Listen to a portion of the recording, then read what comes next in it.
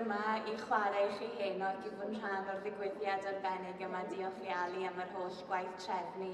Mae fe'n rhywbeth arbennig I gyfuno celf a cherddoriaeth a llenyddiaeth I gyd mewn un noson. So it's a pleasure to be here this evening. Thanks to Ali for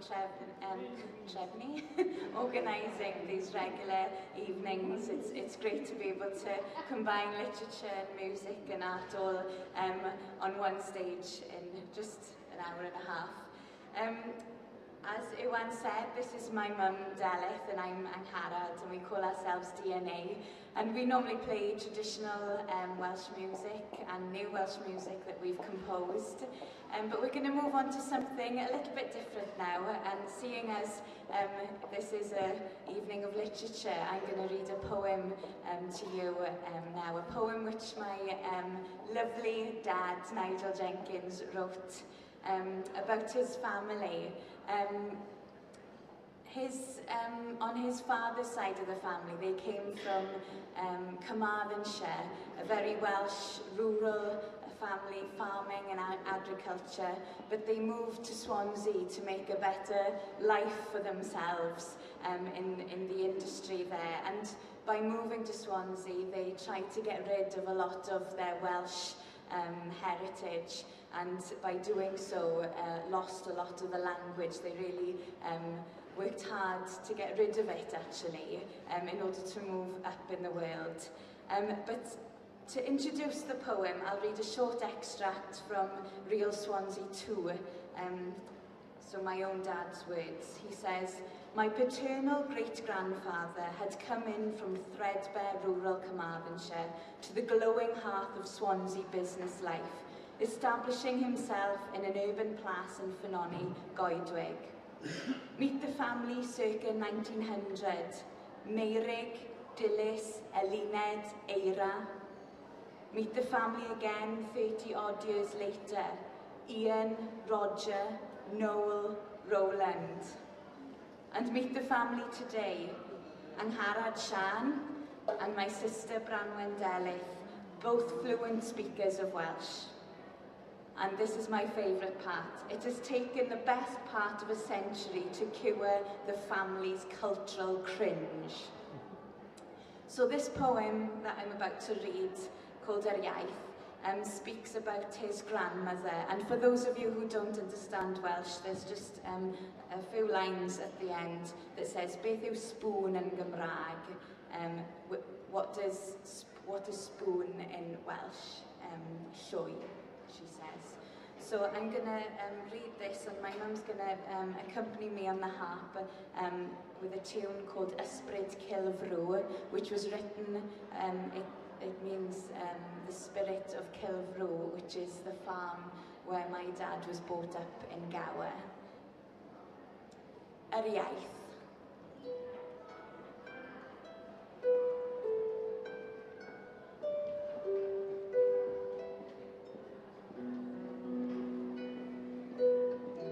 She who has forgotten remembers as if yesterday the scythe they left rusting in the arms of an apple, the final bang of the door on those sheep-bitten hills.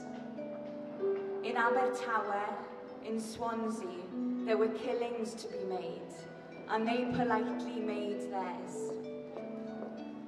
She spent a lifetime loving the taste of white bread, a lifetime forgetting the loser's brown.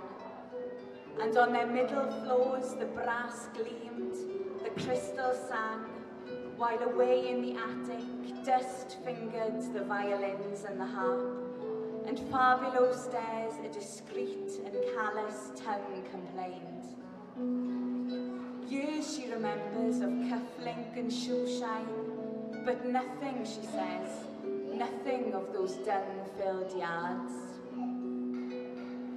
It's autumn now, an evening that ends in colour TV and the washing of dishes. I ask her as I dry, beth yw spoon yn Gymraeg? Llwy, she says. Llwy dwi'n credu. And she bites into an apple that tastes like home.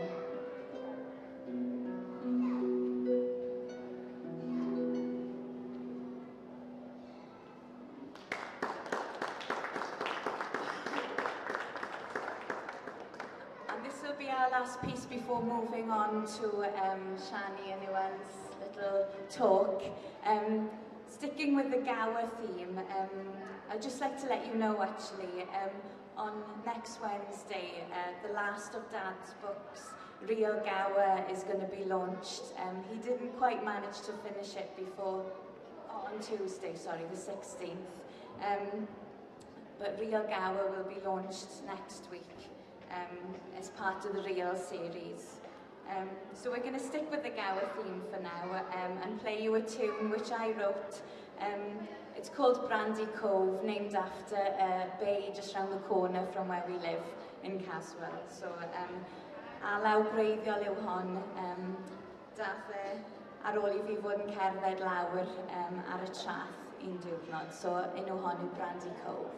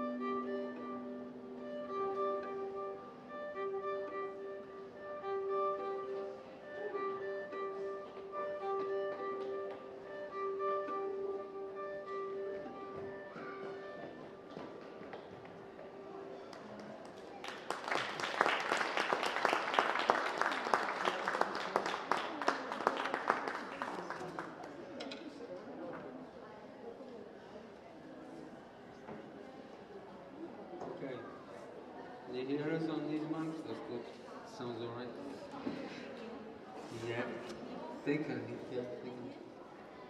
Can you hear Shani? Yeah. You can hear. Okay. Oh yes, you can hear that. So this is a wonderful evening where we can cross borders of different things, and literature and poetry and music and visual art. And some of you might have seen Shani's work here. It was further down the hall, wasn't it? And it was called Florilingua. Florilingua. And it was a room that you went into, and there were flowers surrounding you, a chandelier above, and a little screen on which poets were reciting poetry. So Shani is ideal as a visual artist to be here on stage tonight, and she's going to read something later on. But I was just wondering if you could tell us how poetry and theatre really as well have influenced your work so much. Well, my mother was an actress, and so as a child I was always brought up in the theatre and listening to them, learning their lines always. So, you know, words from Tennessee Williams or Marsha and the Three Sisters, a Chekhov play, or Ibsen would be always in the ether, if you like. And I was always in a way torn myself between, I've always written poetry myself, and I've always, I mean, my thesis I did on Samuel Beckett. So, you know, the spoken word poetry are very much an inspiration, because most of my paintings are about psychological, emotional human beings. So they do have that quality of, you know. And how did you, what gave you the idea to collaborate with poets for that particular piece then? And what was the brief that they were given? Or did they give you ideas, or how did that work as a collaborative thing? Well, it sort of was an idea that I had about going way back to 1994, really. And it was this idea of the automata, of having the voice of my mother inside these big giant automata. But I also had this idea of a corridor with little mouths with poems coming out of it as you walked along. That turned into a room. So the idea, often my ideas, because, you know, that's why in a way it doesn't matter what age you are, because there's always something that takes a long time to ferment and grow. So, you know, to me sometimes, I'm a bit slow perhaps, but, you know, it takes a long time to actually get to the stage when I do it. But it was an idea that I had where, and the poets, all the poets that I used were poets who had already had a relationship with me of one kind or another. I mean, I didn't go to them cold. I mean, Mena Elfyn had me on a cover of a book. Jasmine Donny had written already about one of my exhibitions. Gillian Clark had me on a cover, and so I knew them all. Amy Wack had written the story. So, you know, they were all people that I had a relationship with of one kind or another. And I just thought I should use those poets, you know. It's something about that. Yeah.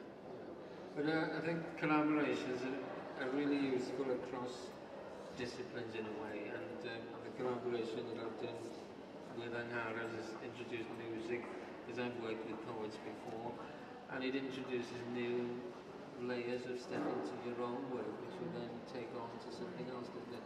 But the automata is something that people wouldn't really think of as, well, it's not what you're known for, is it? I mean, it's paintings and the bright paintings here that we see on the screen. It's a bit dark, that one. Dark, next one. red, that's right.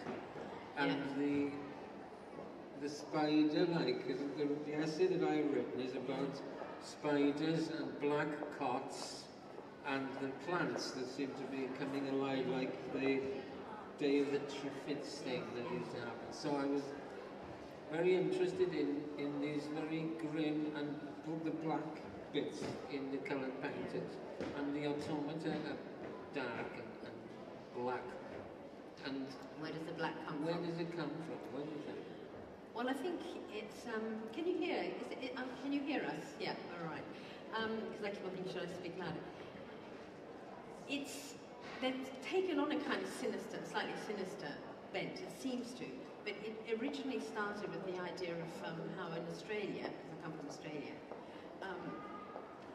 the Victorians went over to Australia, and there was a sort of, you think of films like Picnic at Hanging Rock or something like The Piano, there is this Victorian costume, and it's the whole idea, it's sort of various strands, but there's this strand of these Victorian people dressed with all their little round tables and all their paraphernalia and all their, you know, matter, all their furniture, going to a land which is really to do with fires. You know, you've got this cleansing of the land in Australia is about cleansing it with fire. But these people went with paraphernalia, they went with all their stuff. And it's really about, you know, the way we burden ourselves with objects. And the idea was a sort of, I was very interested in the way women were also repressed during the Victorian times. I mean, only recently, since the vote set in 1917, we actually had the vote. But before that, women were maybe educated, but in a way unempowered. So that costume of the black figure, the Victorian costume, is very symbolic of the fettering of a woman, the way women were fettered. And, you know, somebody brought up this idea that, you know, at the varnishing day at the Memorial Moston, how would a woman cope in a big Victorian costume going up a ladder? You know, these constrictions, the way women were not allowed to even do a nude model or even go into the landscape on their own. So that women have been treated and infantilized throughout history, really. So that whole idea came from that. And the idea that women also have this obsession about dresses, and the automata with the turning around, which we haven't got here yet. Oh, here we go. Is about the whole idea of how it's a metal cage, but it's like they cage themselves in. So it was very much a sort of feminist thing, really, actually, I would say. But it's still quite a theatrical experience to see these things and the way they're lit, and they take centre stage, like the figures in your paintings take centre stage. Theatrical. So that theatre is still that drama, that drama really. I mean, I'm just, you know, the characters of that are embodied inside these figures are very much to do with Chekhov and Ibsen, and the first feminist tractors really, and Nora in a Doll's House, you know, and she was treated like a doll by her father, and then she'd go on to be treated like a doll by her husband. So that sort of idea was very much to do with the restrictions, really, and the wonderful language as well, the language of those parts as well.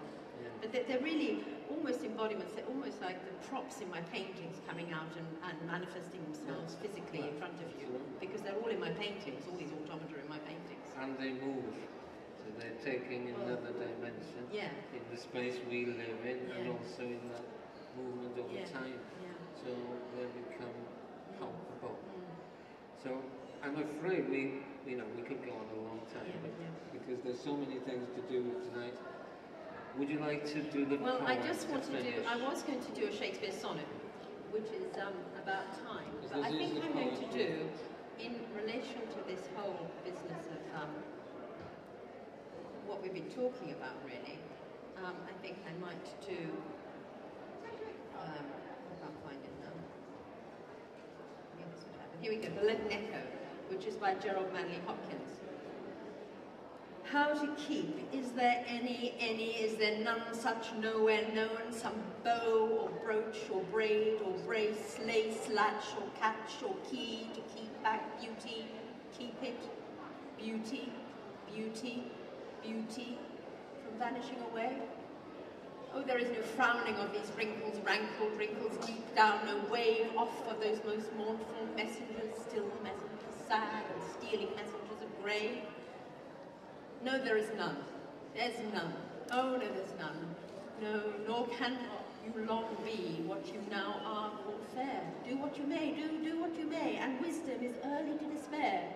Be beginning, since no nothing can be done to keep at bay age and age's evils, hoar-hair, rack and wrinkle, drooping, dying, death's worst winding sheet, tombs and worms and tumbling to decay. So, be beginning to despair. Oh, there's none. No, no, there's none. Be beginning to despair, to despair, despair, despair, despair. And I won't read the Golden Echo, but that's a bit grim. But it's interesting because actually Gerald Manley Hopkins was he was into sprung rhyme, and he was really the forerunner of Dylan Thomas. So I probably overdid that a bit, but but this is about age really, and there's poems like when I consider everything that grows, holds in perfection but a little moment. There's this huge stage presented not much shows where the stars is the influence of men. When I perceive how men as plants increase, cheered and checked even by the self-same sky, vaunt in their youthful sap, at height decrease, and wear their brave state out of memory. Then the conceit of this inconstant state sets you most rich in youth before my sight, where wasteful time debateth with decay to turn your days of youth to sullied night, and all in war with time, for love of you, as he takes from you, I engraft you new. So that's a sonnet, that's a Shakespeare sonnet. Very good. So that's... You should have been on the stage anyway. I don't think so. Talk about Shannon, didn't about. Yeah. We'll move on to...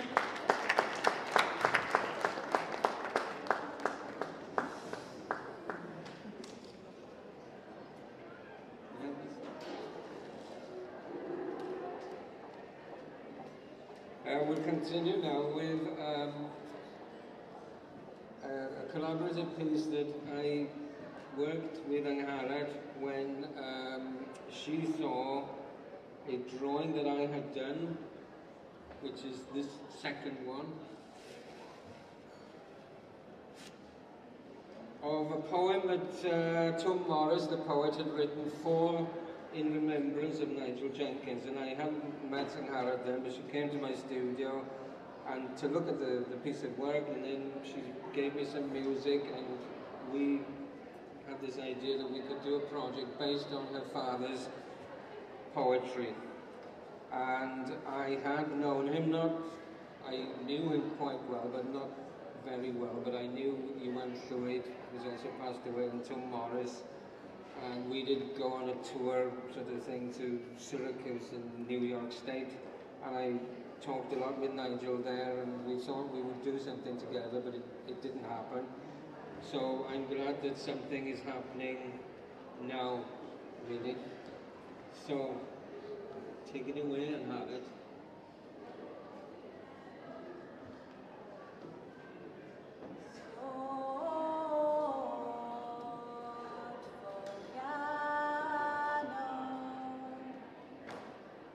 My daughter's music goes with me through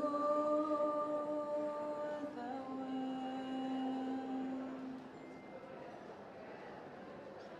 Score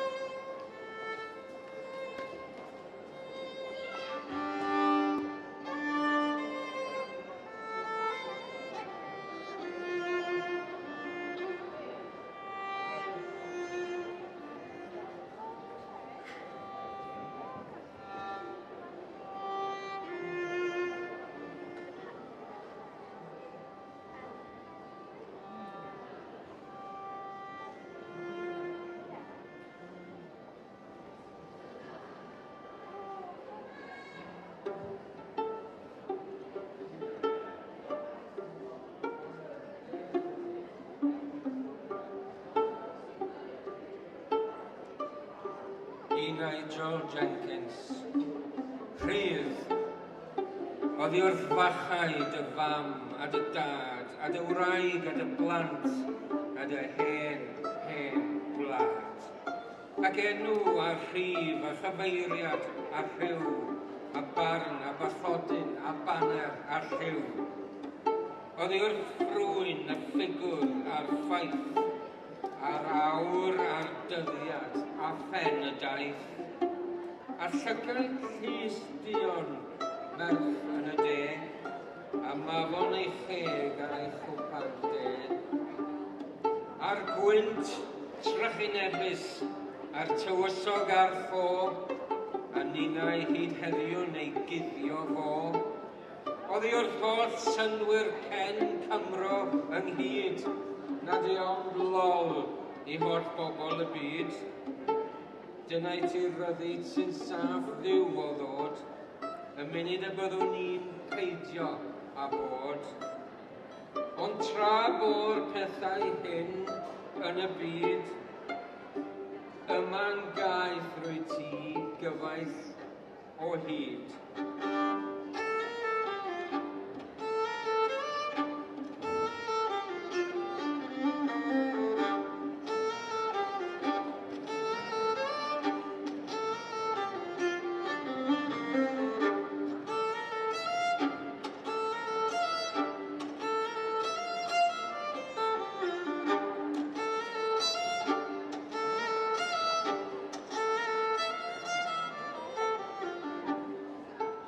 Free of the mother, the father, the wife, the child, and the old country that drives you wild.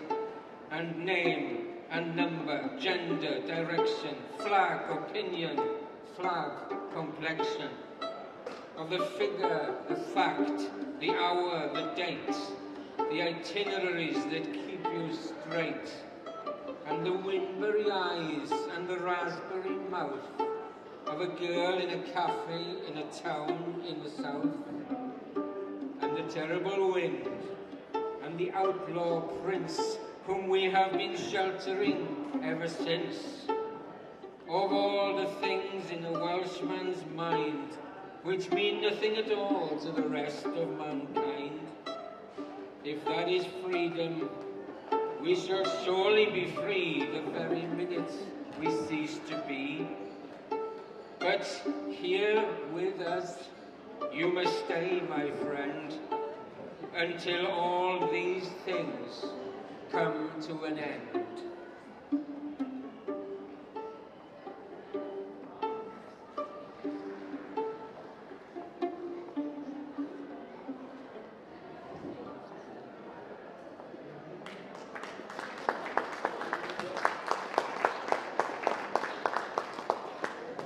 This is really only a brief clips of the whole performance because there is a lot more involved, but we're only doing the parts where Angharad is playing, and the next one is the haiku bit, isn't it?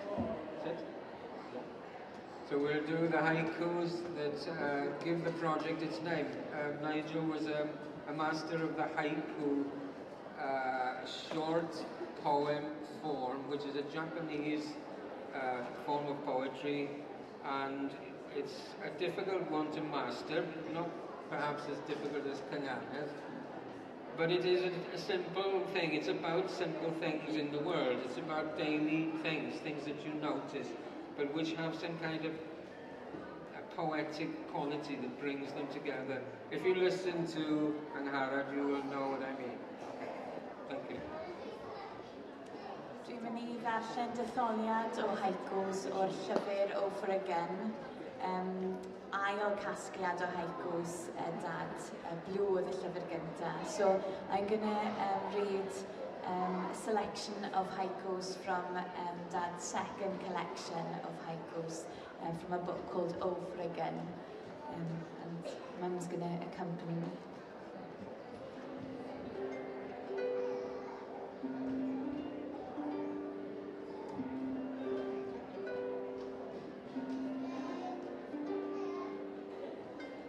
The seal's head and mine, bobbing face to face on the tide.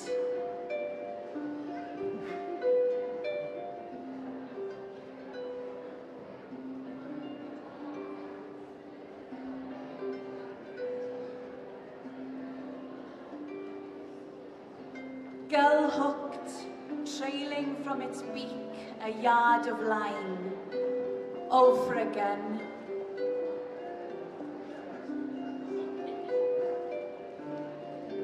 Have I learnt since last I heard the buzzard's day-long cry? Nothing.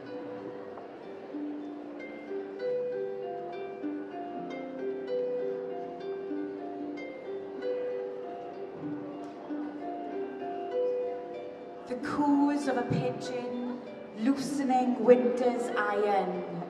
Snowdrops soon.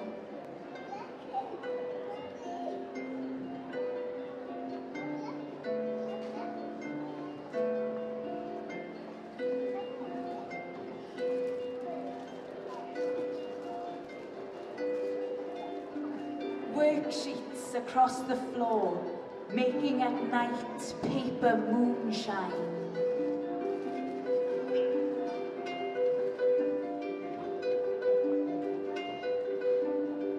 Bend, blackbird, where the phone wires ray.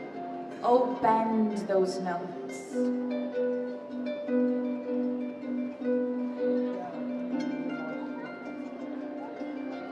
Stop everything. Take careful note of this hoppy belch.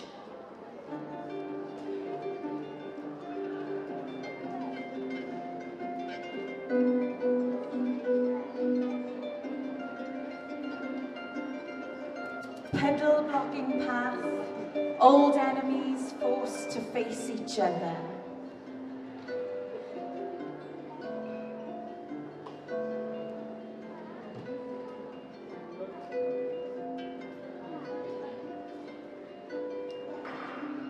The barmaid I once craved, creased now like me and double-chinned.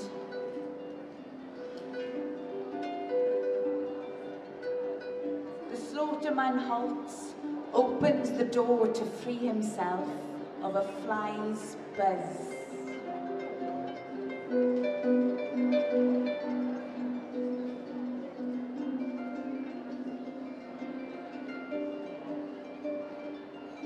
At dawn as at dusk, the windows of Swansea take fire and burn.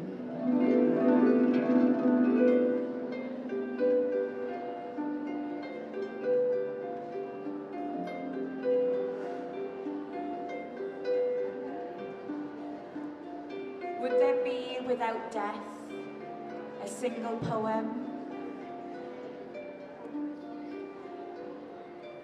Would there be without death a single poem?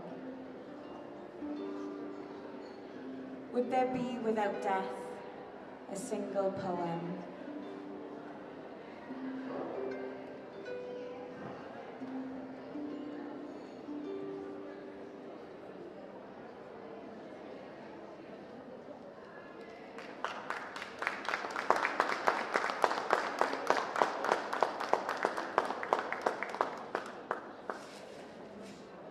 So it's hard for you to capture exactly how this performance has been in other places, which have been more intimate spaces, and there's more going on, and all these images are on the wall, and there's more electric music.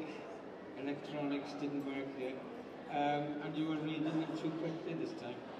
I couldn't write them in, I missed one out. But Nigel's work is exceptional. I've had to read, I have enjoyed reading it all because of this project, and I just want everybody really to read it. There are certain poems like this one, which is called Advice to a Young Poet. It's quite a long poem, but I just quote some of it. In the image there, if you despair that no word can do more than fumble at the reality of a wave, take heart from the oceanic force that churns in the space between word and word. It's advice to a poet, but it could be advice to an artist as well, a visual artist, a designer, anybody, because it's about how it's not just the words, but how they fit together and what are the gaps between them. It's like drawing, it's like painting. It's not just the one mark, it's how it works with the other mark. That was a wonderful thing that I think he, would help any creative person. In the same poem, he says, "Know your place. What legends and myths have they shaping here? What stories, novels, and histories, and who have been denied a voice? And how in this place, worker of the word, might you make yourself useful?" And that's the important thing about poetry being useful. And his nephew Tom is here tonight, and he has taken some of Nigel's advice and written poetry. He thinks Nigel would have called it rhymes. But I'd like to welcome him to the stage to do them, and then Nigel and Harad and Derek, it is like Nigel's here, isn't it? We'll finish the last piece for the front paper. Is that right? Good, Tom. So I'd just like to welcome my lovely cousin Tom to the stage. Tom is, so Nigel Jenkins was his uncle, and Nigel's brother Martin is Tom's dad. And over 8 years ago, Dad wrote Tom a poem which is published in Hotel Gwales. It's called An Uncle's Satisfaction, and it was probably written a few years before it was published. And it was written during a time Tom had quite a troubled youth, a troubled background, quite a wild background. And this poem was a plea for Tom to sort of get himself out of this deep, dark hole. But unfortunately, Tom didn't know about this poem until about 3 weeks ago when I said, "You do realise you've got a poem written for you?" And he didn't know anything about it, so he read it and then wrote a response to it. So Tom's going to read the 2 poems for you now. The first, called An Uncle's Satisfaction, written by Nigel Jenkins for Tom, and then followed by his own response to this poem. And Tom's new to writing, but we're all really impressed, considering he dropped out of school when he was 13. So, yeah, please give a warm welcome to Tom.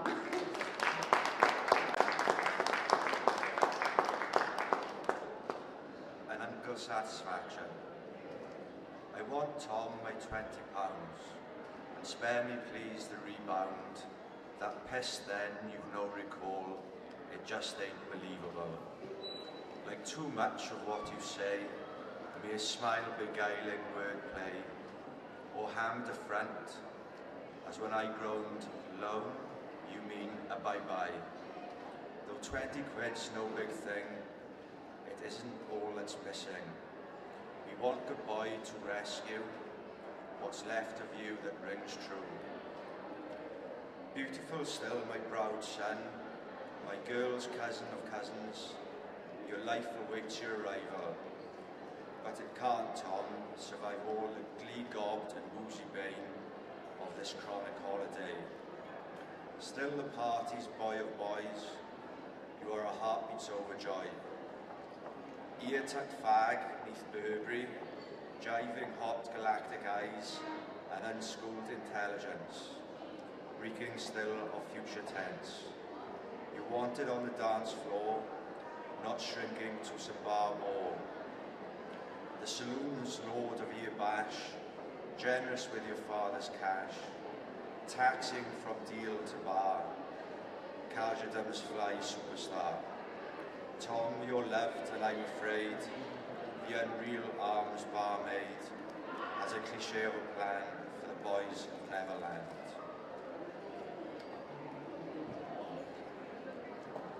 This is making amends. This is what I wrote a couple of weeks ago as a response. It's taken 8 years to read an Uncle's Satisfaction, and now it's been read, it's time to take action. So when I took you alone and did say bye-bye, I went to get pissed and quite possibly high. I was a devious young man with a grifter's guise, to which I grifted you, and for that I apologise. That 20 quid can never be paid back, but I hope you're looking down saying goodbye. I'm glad you're back on track. I'm still your girl's cousin of cousins, and when we're together we talk 19 to the dozen. I think your dad, your polar opposite Browd, can look at me now with a sense of being proud. I now try and live my life day by day. I'm no longer living that chronic holiday.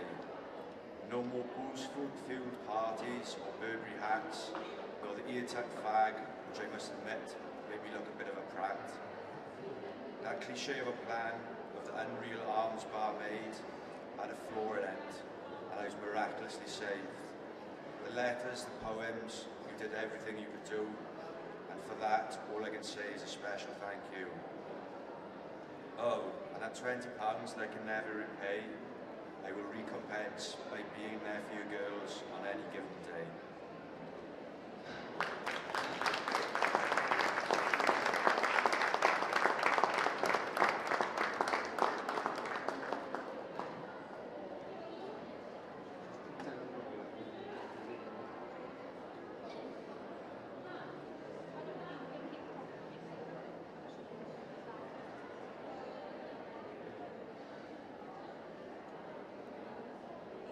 Diolch yn fawr, Tom.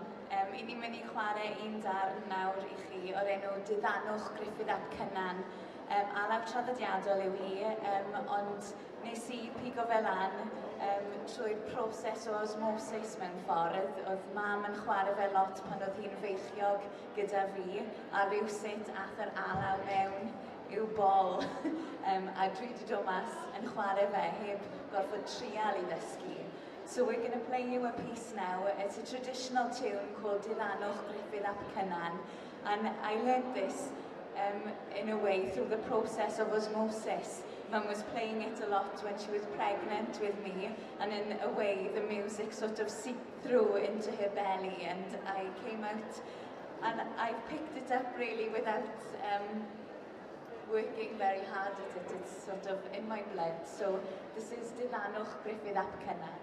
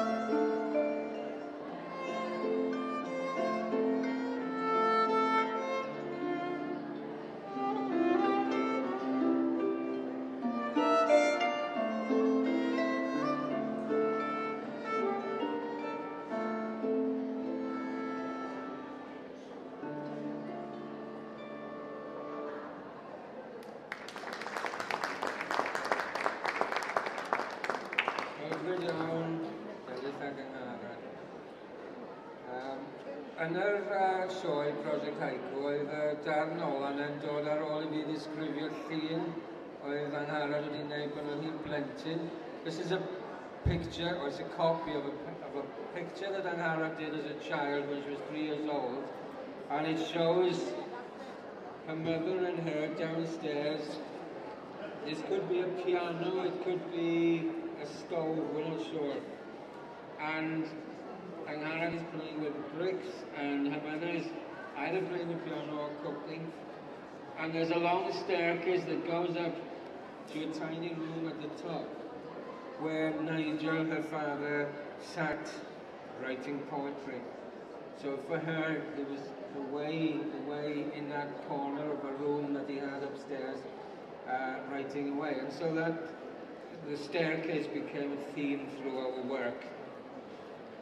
Anyway, I'd like now to call Rhif galw I goroni'r noson yr arglwydd David Ellis Thomas.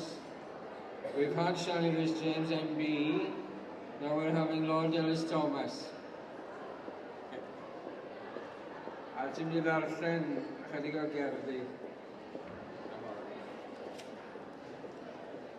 Diolch yn fawr Iwan, mae wedi bod yn fraint ac yn bleser I wrando arnoch chi fel teulu. Fel gwyddoch chi, o'n i'n ffrind mawr I Nigel fel gymaint o'n i. Ges i'r fraint, I had the privilege earlier this year of contributing a forward to a book, Encounters with Dylan Thomas. And this year, of course, we have been reading and rereading a lot of his work. So I thought I would close this event with reading first in the Welsh language version of Under Milk Wood. It's the famous prayer of the Reverend Eli Jenkins, unfortunately commemorated in this bay by a rather, well, disorganized sort of public house, they tell me, as someone who doesn't go there. But I go to other public houses, obviously, but not for them. But I have here the most beautiful edition of Dan Owenallt. Mae'r argraffiad yma yn argraffiad eleni, argraffiad hyfryd iawn gan Gomer, fel popeth mae Gomer yn ei gynhyrchu. A'r addasiad yn addasiad newydd gan T. James Jones, gan Jim Parknest. I rhaid chi sydd yn gwybod rhywbeth am fywyd yn yr hen sy'n gyfyrddin, mi roedd tad Jim, tad y bechgyn, yn ddyn llas, yn ffarmio yn Parknest ac yn gynghorydd sir, a roedd enw'r ar llas I tini yn Is y Coed yn yr wythnosau o'n i'n dreulio ar misoedd pob blwyddyn yng Nghastell Newydd ymlyn. My connection with Jim Parknest goes back to his father, who was our milkman, very appropriately when one thinks of Under Milk Wood.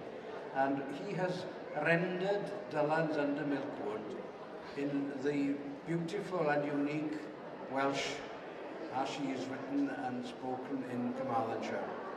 And I'll try and read it in an appropriate way, as the Carmarthenshire dialect is, in a sense, my second language. I'll read it first in Welsh, and then I will read a short paragraph, again from Walford Davies, in his introduction to the definitive edition, which sets a bit of context to Under Milk Wood and to this poem. Ar uniog Mans Bethesda, mae'r parchedig Jenkins yn adrodd I fryncyn Llaregib I weddi fachlu. Wrth I huno gyda'r wawr, yn ôl farfer arglwydd mawr, gofynaf I ti roed y hedd I greaduriaid cryd a bedd. A chyda'r machlyd yn ddiffael, gofynaf am dy fendis hael, cans ti yn unig arglwydd mawr, a wyr yn siŵr pwy wel y wawr.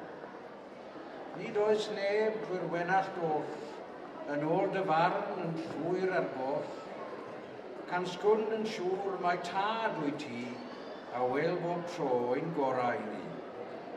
Rho undydd eto arglwydd da, as fendis hwyrol caniata, Ac wrth yr hael sy'n mynd am sbel, cawn dweud no star, heb dweud farwel. Walford Davies sets the context for Milkwood in his introduction to the definitive edition. We should remember that the shadow of war is the shadow in which Milkwood grew. Thomas's delight at finally resettling in Larne in spring 1949 was, in a classic literary pastoral lineage, sad and escapist at one and the same time. Small Welsh places by the sea always tempered his fears without removing them. His laughter there was never thoughtless. Along with providing again characters and atmosphere, post-war Larne prefigured the play's central paradox, that a place of doubtful repute can still be a place of love. At the heart of this search for innocence was in reaction to the Second World War, a fact that mainstreams the play with most of Thomas's poetry after 1939. And so, final prayer of the Reverend Eli Jenkins in the land's wonderful Welsh English. At the doorway of Bethesda House, the Reverend Jenkins recites to Claregid Hill a sunset poem. Every morning when I wake, dear Lord, a little prayer I make. Oh, please to keep thy lovely eye on all poor creatures born to die. And every evening at sundown, I ask a blessing on the town. For whether we last the night or no, I'm sure is always touch and go. We are not wholly bad or good, who live our lives under Milkwood. And thou, I know, will be the first to see our best side, not our worst. Oh, let us see another day. Bless this holy night, I pray. And to the sun we all will bow and say goodbye, but just for now.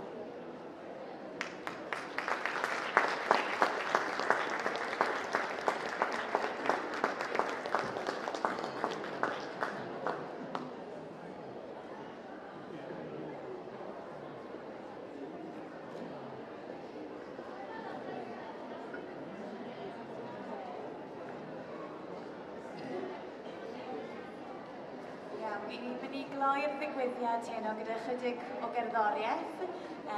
Gobeithio bod reina sydd wedi dod i'w adael Lion King yn mwynhau. Dwi'n bach yn genfigenus o fi heb cael tocyn, dwi'n gwybod nhw wedi gwerthu mas. So we're going to finish this Rhyme and Reason event now with some music.